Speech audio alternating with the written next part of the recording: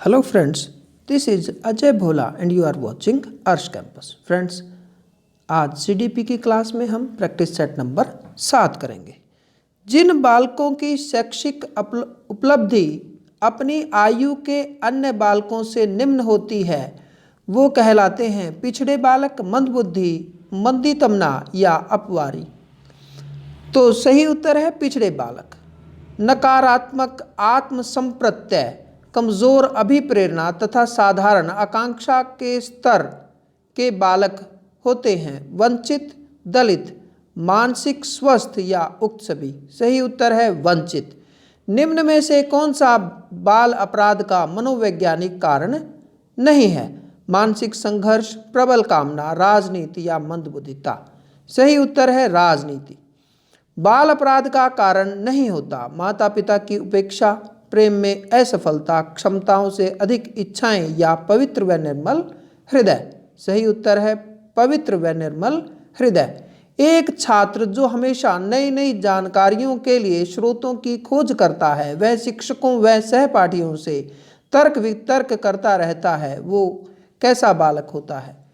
समस्यात्मक, औसत, प्रतिभाशाली या हठी। सही उत्तर है प्रतिभाशाली। सामाजिक, सांस्कृतिक, आर्थिक रूप से पिछड़े बालक कहलाते हैं वंचित, अलाभान्वित, एक व दो दोनों, उक्त में से कोई नहीं।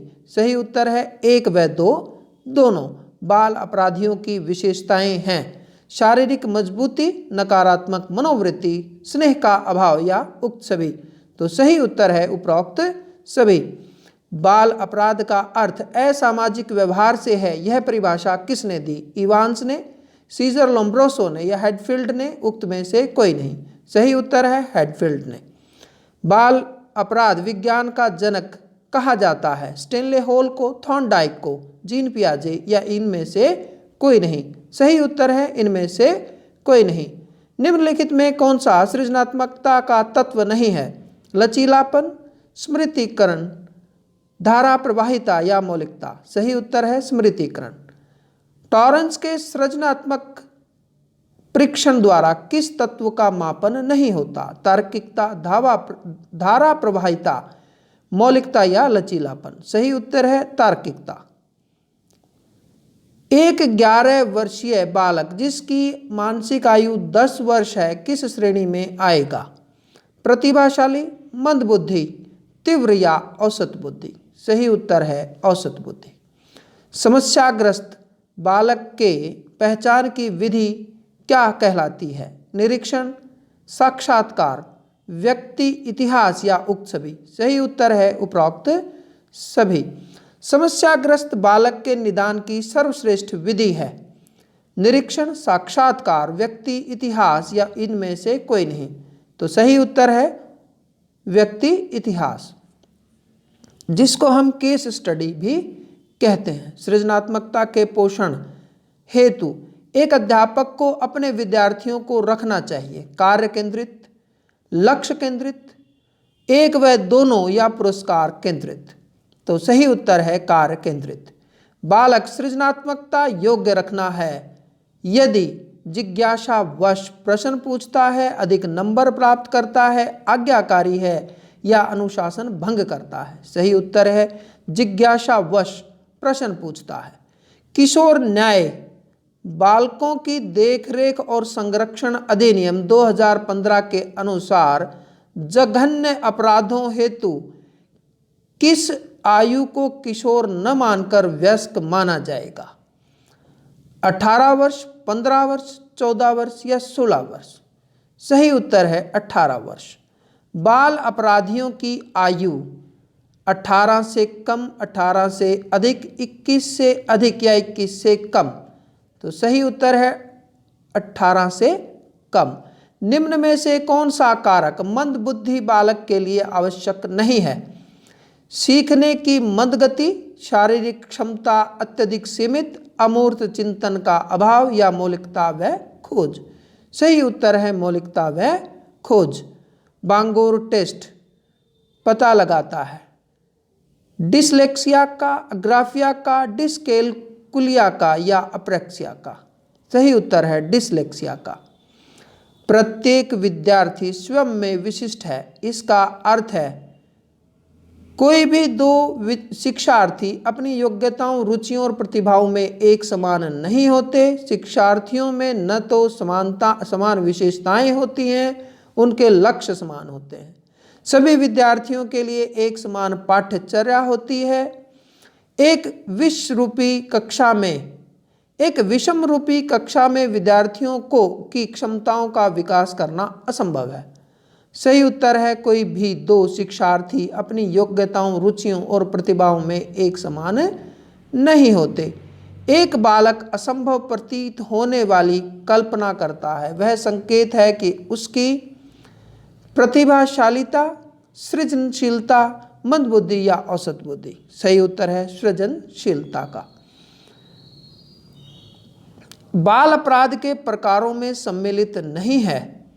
चोरी, व्यभिचार, जाली हस्ताक्षर करना, भाई बहनों से कुतर्क करना। सही उत्तर है भाई बहनों में कुतर्क करना। शब्द अंधता कहलाती है। अफेजिया, डिस्कैलकुलिया, डिसलेक्सिया या अलेक्सिया। तो सही उत्तर है अलेक्सिया। क्लेनचिप का अर्थ है वाचन विकार, गणना विकार, लेखन विकार या अलेक्सिया। सही उत्तर है वाचन विकार। लेखन व्यतिक्रम है डिसलेक्सिया, डिस्कैलकुलिया, डिस्प्रैक्सिया या इनमें से कोई नहीं। सही उत्तर है डिस्प्रैक्सिया। निम्न में से पिछड़े बालकों की समस्याएं होती हैं। कम शैक्षणिक योग्यता, सामाजिक समस्याएं, संवेगात्मक समस्याएं या इनमें से कोई नहीं। सही उत्तर है इनमें से कोई नहीं। तरुण अत्यधिक कर्मठ है, उसकी मानसिक रुझान कार्य के प्रति सकारात्मक रहता है। यह व्यवहार उसकी जिस व्यक्तिगत विशेषता को इंगित करता है वह है मानसिक क्षमता का उच्च होना, स्वस्थ अयोग्यता की कमी होना, कार्य के प्रति सकारात्मक अभिवृत्ति होना या अत्यधिक तनाव युक्तता। तो सही उत्तर है कार्य के प्रति सकारात्मक अभिवृत्ति। बाल अपराधियों की आयु होती है 5 से 10 वर्ष, 3 से 12 वर्ष, 18 से अधिक वर्ष या 18 से कम। सही उत्तर है 5 से 10 वर्ष तक। निशक्त बालकों की शिक्षा के लिए प्रावधान किया जाता है समावेशित शिक्षा द्वारा, समाकलन द्वारा, मुख्य धारा में डालकर, उक्त में से कोई नहीं। सही उत्तर है समावेशित शिक्षा के द्वारा। निशक्त बालकों की शिक्षा हेतु सर्वाधिक उचित है अत्यधिक सहानुभूति, उपेक्षित व्यवहार, घर पर ही शिक्षा प्राप्त करने के लिए प्रोत्साहित करना, सामान्य बालकों के साथ शैक्षिक अवसर उपलब्ध कराना। सही उत्तर है सामान्य बालकों के साथ शैक्षिक अवसर उपलब्ध कराना। निशक्त बालकों के लिए समेकित शिक्षा की केंद्रीय प्रायोजित योजना का उद्देश्य डैश में निशक्त बच्चों को शैक्षिक अवसर उपलब्ध कराना। नंबर 1 नियमित विद्यालयों द्वारा, विशेष विद्यालयों द्वारा, मुक्त विद्यालयों द्वारा, ब्लाइंड टीली एसोसिएशन के विद्यालयों के द्वारा। सही उत्तर है नियमित विद्यालयों द्वारा। बॉस्टल संस्थाओं को विकसित किया गया है डैश के लिए, मंदबुद्धि बच्चों के लिए, अपचारी बच्चों के लिए, प्रतिभाशाली या इनमें से कोई नहीं। तो सही उत्तर है अपचारी बच्चों के लिए।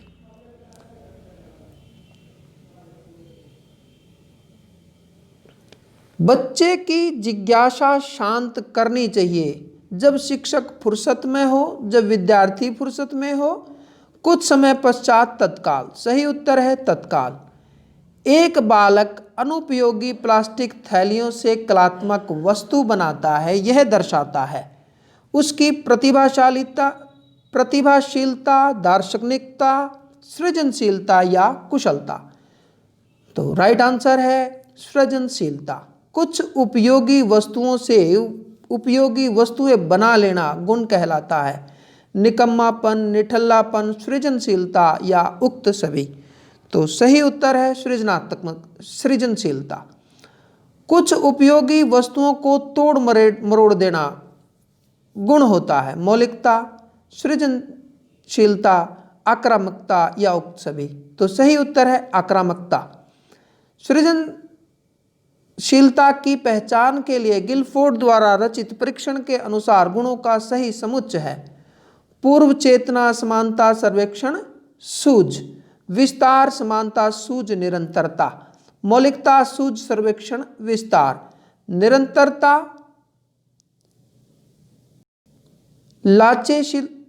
लोचशीलता मौलिकता या विस्तार।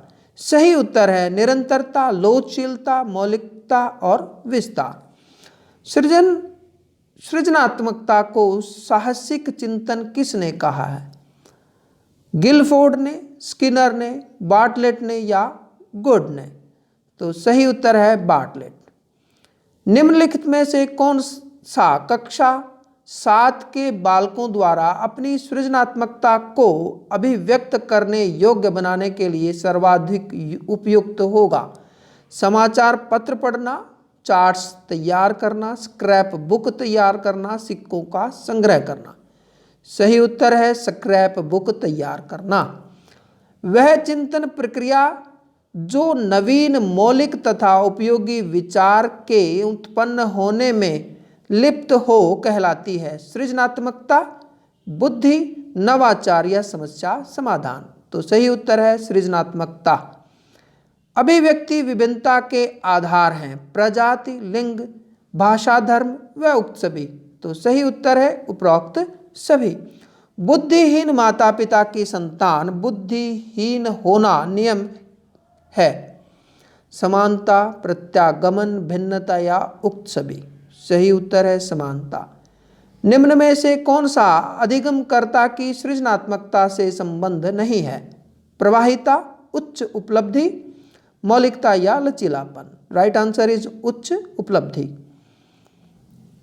गणित में मंद अधिगम विद्यार्थी को मदद करने का प्रभावी तरीका है लगातार टेस्ट लिया गया, विशेष कक्षाओं की व्यवस्था, उन सभी को अलग अलग कक्षा में रखा जाए, सुनियोजित निश्चित अर्थपूर्ण गणितीय कार्यों में लगा जाए जिससे उन्हें सफलता प्राप्त हो सके। तो सही उत्तर है नंबर 4 सुनियोजित निश्चित अर्थपूर्ण गणितीय कार्यों में लगा जाए जिससे उन्हें सफलता हासिल हो सके। किशोर अपराध के उपचार हेतु निम्न में से कौन सा तरीका सही है?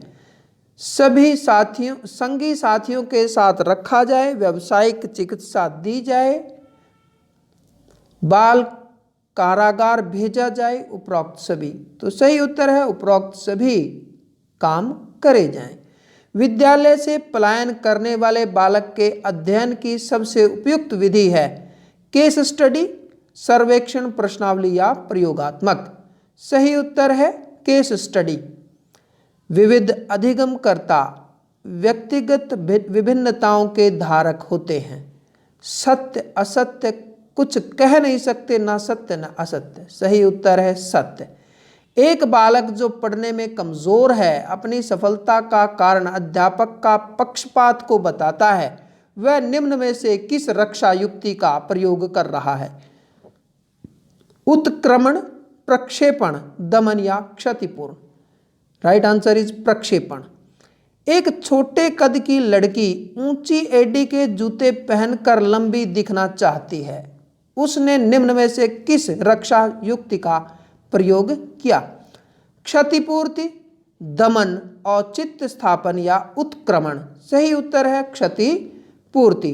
भग्नाशा का सबसे बड़ा आंतरिक कारण होता है असंगत आवश्यकताएं, मानसिक संघर्ष, नैतिक आदर्श या परिस्थिति। सही उत्तर है मानसिक संघर्ष।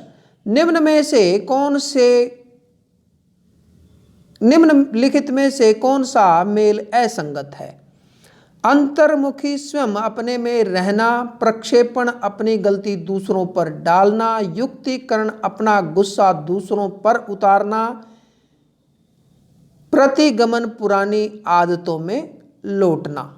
सही उत्तर है युक्तिकरण अपना गुस्सा दूसरों पर उतारना।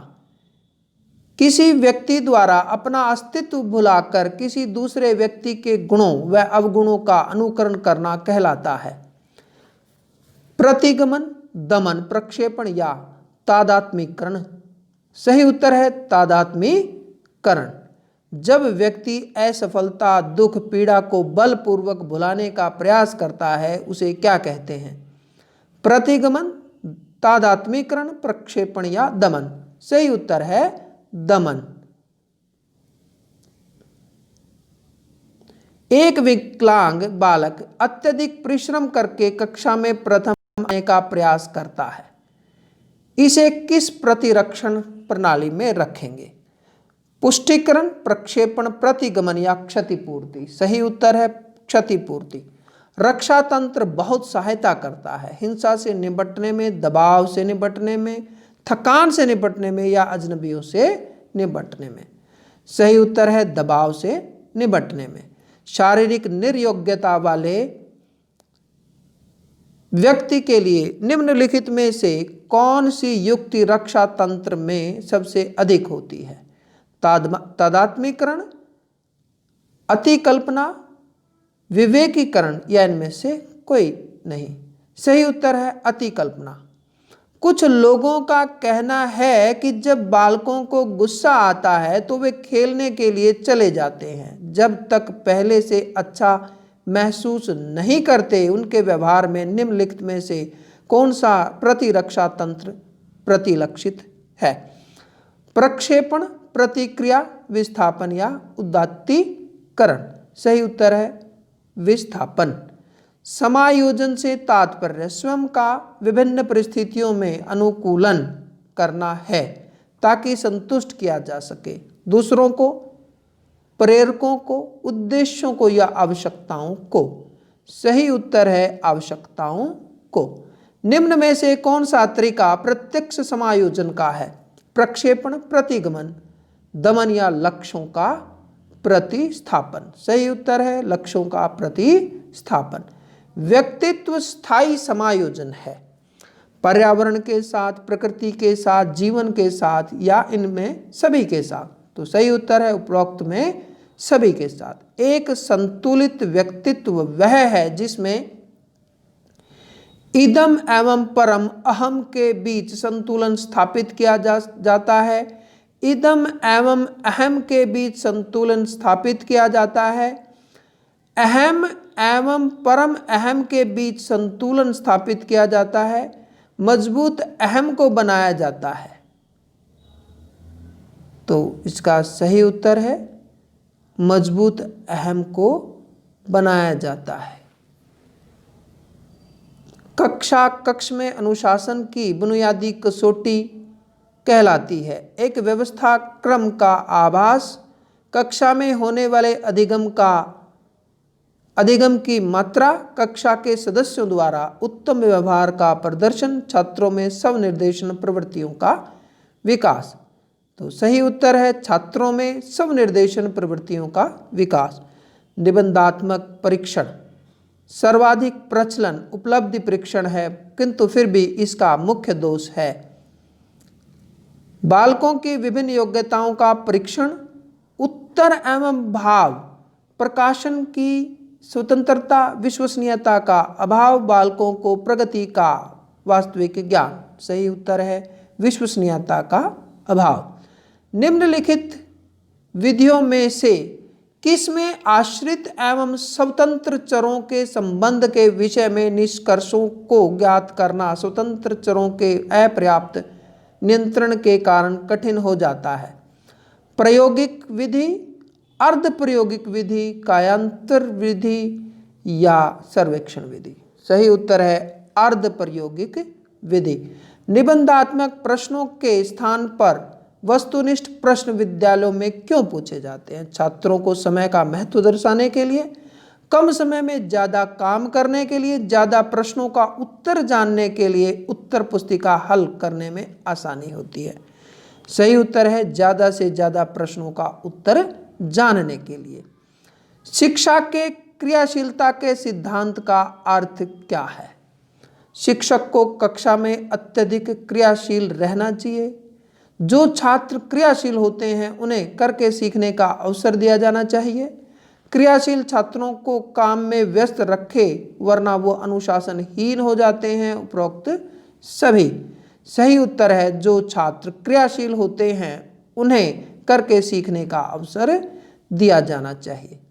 वस्तुनिष्ठ प्रश्नों का उद्देश्य होता है छात्रों के लेखन कौशल की जांच, छात्रों की अभिरुचि की जांच, छात्रों को संगठनात्मक क्षमता की जांच या छात्रों की कौशलता एवं ज्ञानोपार्जन की जांच।